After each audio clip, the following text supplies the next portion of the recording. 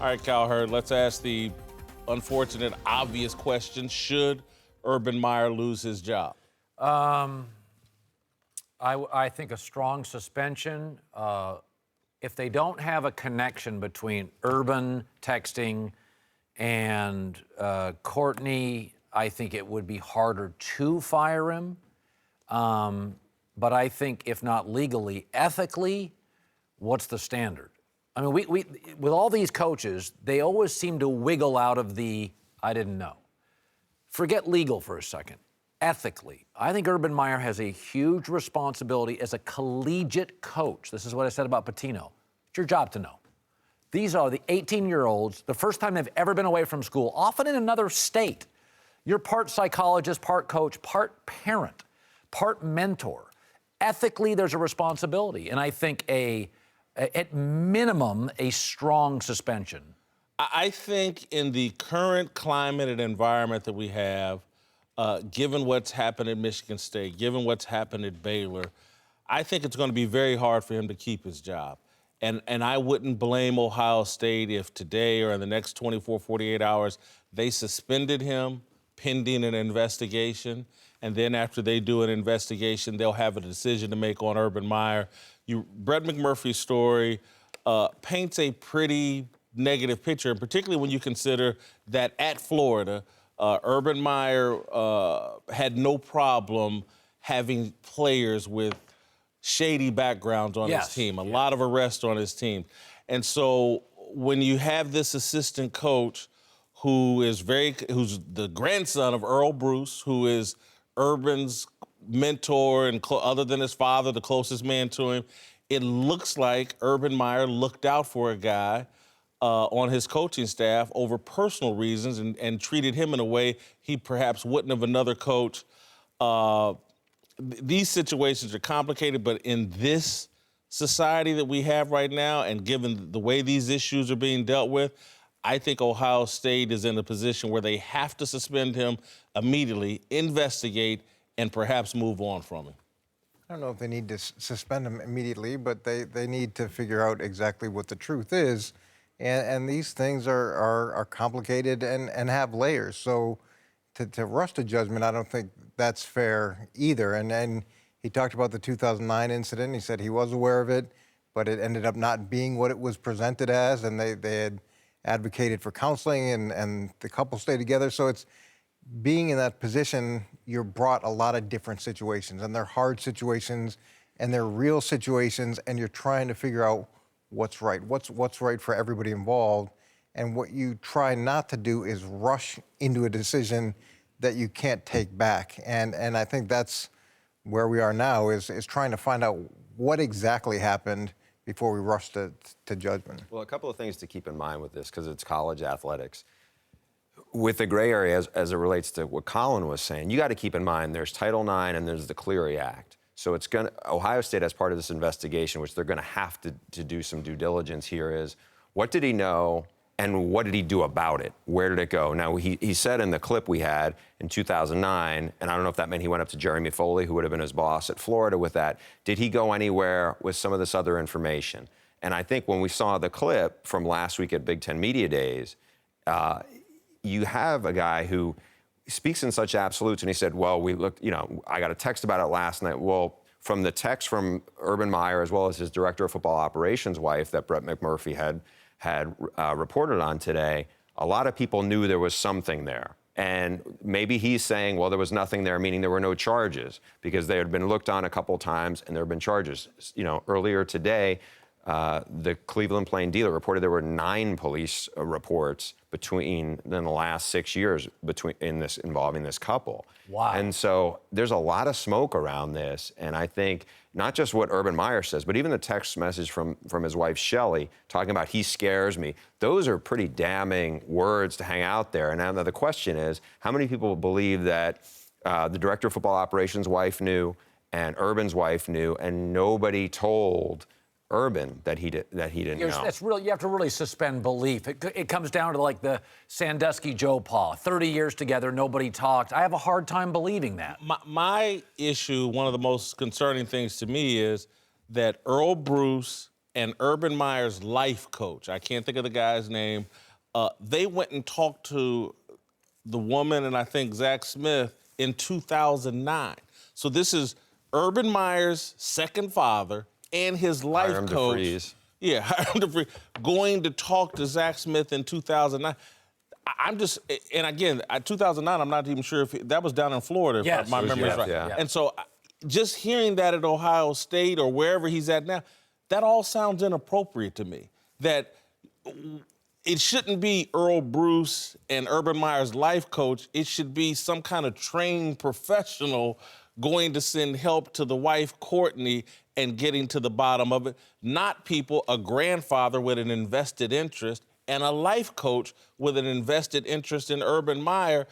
I think those type things, that kind of bad judgment, I can't go all the way, but having been in a position where I was managing employees, there is some level of sympathy for Urban Meyer, only because if we ever got to the real details of this, because we've heard Brett McMurphy's version and his source appears to be Courtney, I guarantee you there's more context than even we know about. And I've been... But how about Urban's reputation? Among coaches, among the sources I've had, his reputation at Florida was overly permissive. That program was a mess. He had what some thought was a physical mental breakdown at the end. He had lost weight. It was an exhausting program. And then, so, you know, we know that. That's rock solid. We know of the arrest. He took multiple gambles on players. And he goes to Ohio State. We don't see the problems.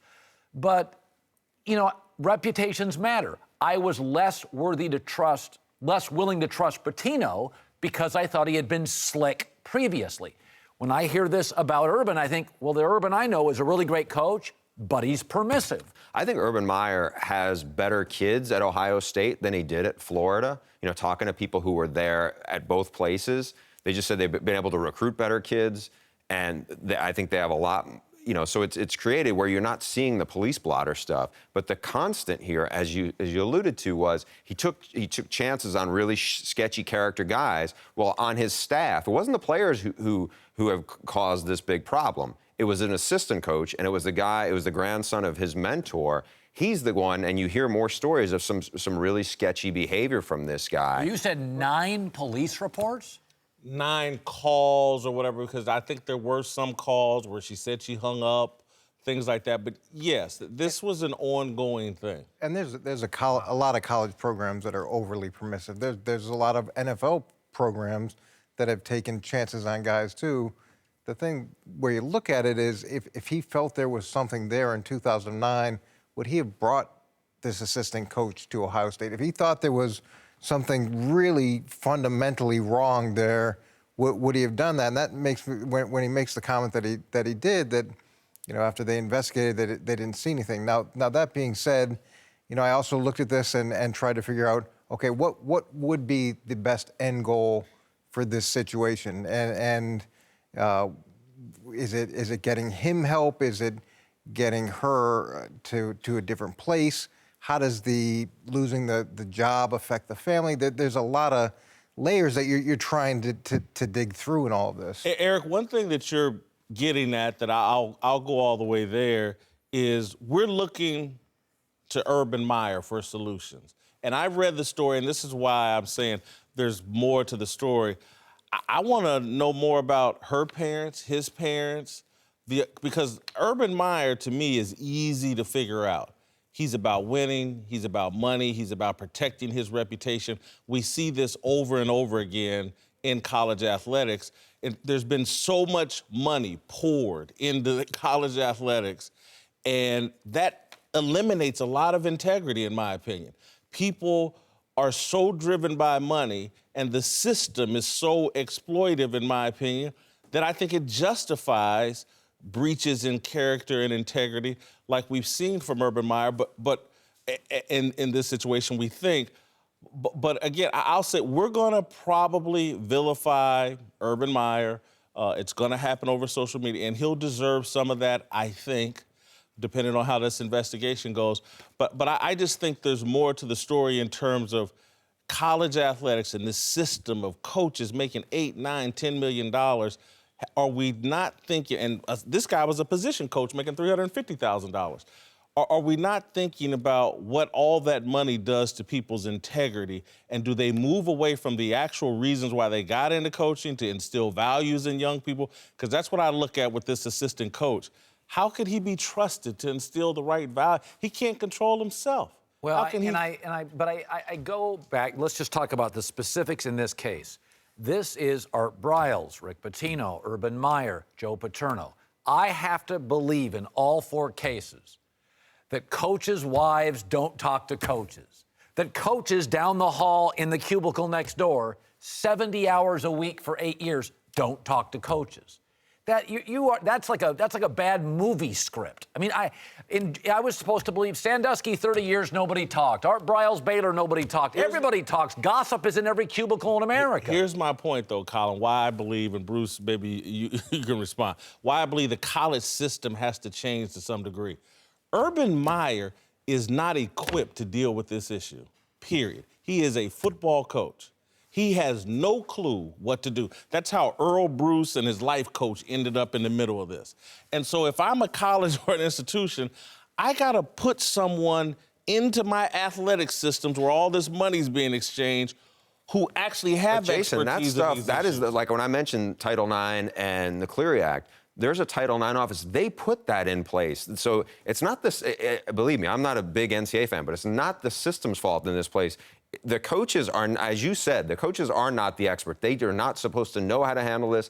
Baylor was not supposed to be playing judge, jury, and executioner with these kids. It is supposed to be, as soon as you hear something, whether you believe it's true or complete, nonsense, you're supposed to go up the food chain and go to the Title IX office and let them deal with it. And so when this stuff starts to happen, how insulated were they? And that comes back to who knew what, when, and what did they do about it? It's not just what did you know, and when did you know it? It's also what did you do about it? And that's where I think they're at risk. And Bruce, I don't know this, and I'm glad you raised the point, but I'm talking about right in those football coaching offices, there need to be people that are just looking out for the best interests of the kids and anybody else right in the same offices with the same access to the kids, the coaches, and everybody else. It can't be in some far-off building where they keep everything in football a secret and these people have no eyes and ears and you're waiting on someone to manage it up to you. You need to be right there on the ground floor. It's a really messy structure the way it is, and I think we're seeing this for the last decade. We saw it completely overrun at Baylor. And again, I mean, you introduced another point of this, which is you have, that expression, absolute power corrupts absolutely. You're talking about people who are making well into seven figures. But again, it's like, I don't think this was out of money. I think, if anything, where he erred is out of just loyalty to this guy who had been the mentor, this grandson of his mentor. And if that's where he's given him the benefit of the doubt, that's where I think it's getting him in trouble.